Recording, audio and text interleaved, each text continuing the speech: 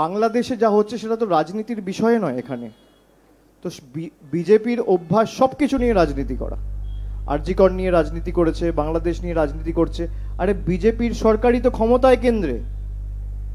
এই বীরত্বটা দিল্লিতে গিয়ে দেখাক। আমরা তো চাই যে বাংলাদেশে যে অনাচার চলছে তার বিরুদ্ধে ব্যবস্থা হোক, কিন্তু ব্যবস্থা তো মামাটি মানুষের সরকার বা পশ্চিমবঙ্গ সরকার নিতে পারবে না। আপনাকে তো সংবিধান মানতে হবে।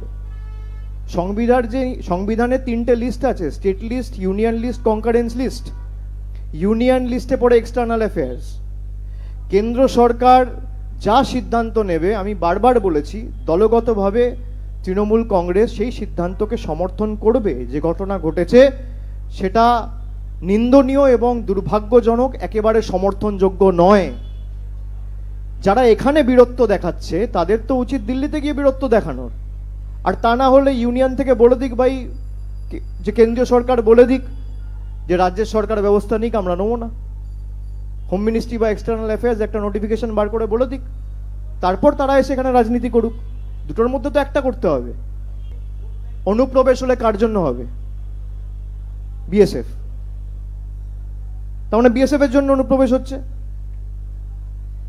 বিএসএফ এর মন্ত্রীকে তার তো উচিত পদত্যাগ করা।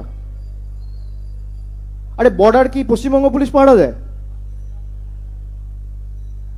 বর্ডার কে পাহারা দেয়? এসব গল্প অনেক দিন ধরে, 10 বছর ধরে এসব গল্প চলছে। মানুষ বোকা নয়। আমি পাহারাদার, আর আমার গাফিলতির কারণেই যদি অনুপ্রবেশ হয় তাহলে দায় তো আমার। এখানে পাহারাদার তো অমিত শাহ, কেন্দ্র সরকার, স্বরাষ্ট্রমন্ত্রী। বিএসএফ তো কেন্দ্রীয় সরকারের স্বরাষ্ট্র দপ্তরের অধীনে। তো কি করে অনুপ্রবেশ হয়?